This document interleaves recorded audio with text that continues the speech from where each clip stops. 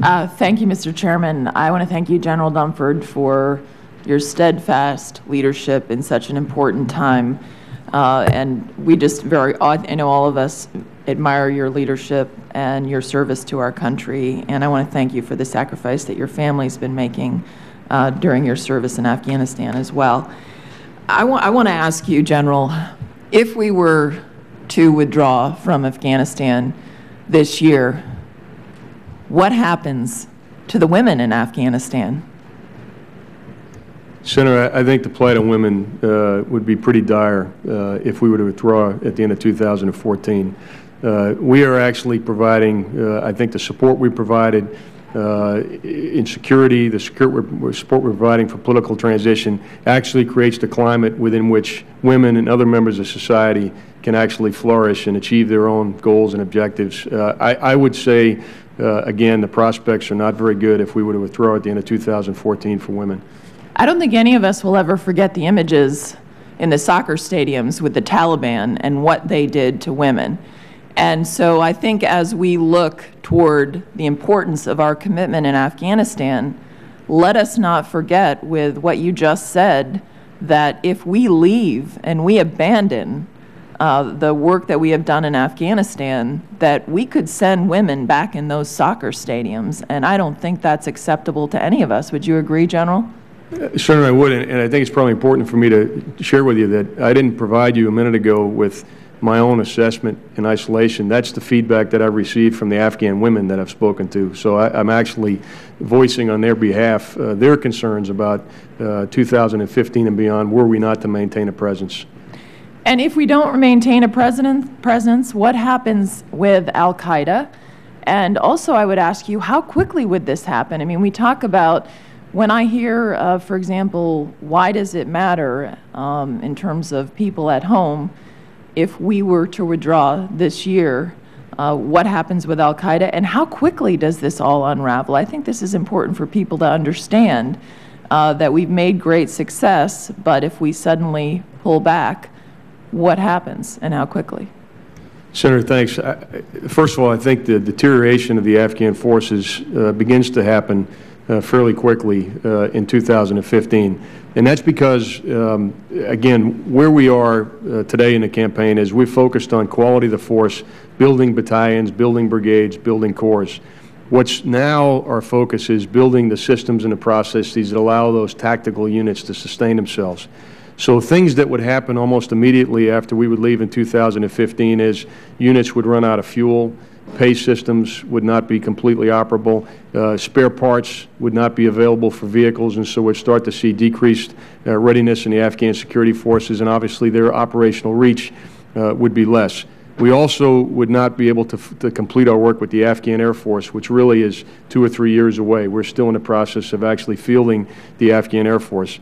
With regard to al-Qaeda, again, my assessment is that the pressure that we put on al-Qaeda virtually every day in operations by our special operations in cooperation with their Afghan partners is what has kept the al-Qaeda from reconstituting.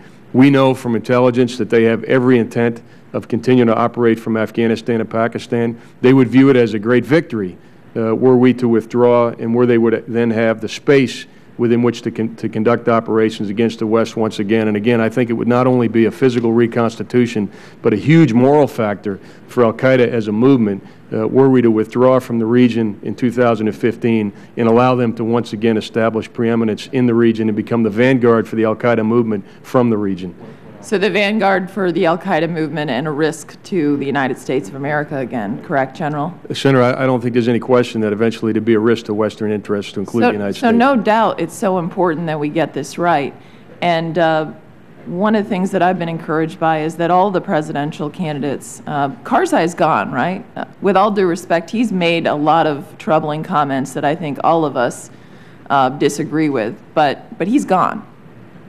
I mean, he's gone because there's going to be a new election. And all of the candidates that are running have committed to signing the BSA if elected, correct? That's correct, Senator. And how quickly, in terms of, I know that you said as long as the runoff goes in August, how important is that we announce our follow-on commitment, that the President do that with regard to the timing of the runoff in August. So what's the timing there, and how important is that timing in terms of us making a commitment on behalf of our country as to what our follow-on force will be? Senator, what really, again, there's several issues. If you don't mind, I'd like to just touch on all of them very briefly. To me, the delay in the BSA, part of it is the military campaign, and I mentioned that it begins to be high risk if we don't make a decision by September. We have a high risk against an orderly withdrawal, and that's simply because of how long it takes to get all the equipment out, all the people out, and to transfer all the facilities. We start to run into a situation where there are as many tasks to do as there are days to do those before the 31st of December. So that's why I characterize that as high risk subsequent to September. But I think the real challenge with the delay in the BSA and the delay in certainty post-2015 actually starts in Kabul with the leadership, the Afghan people, and the Afghan security forces across the country. I think it also is fair to say that currently the uncertainty about 2015 affects the behavior of regional actors, to include Pakistan. And those nations are hedging, not certain what the facts on the ground will be in 2015.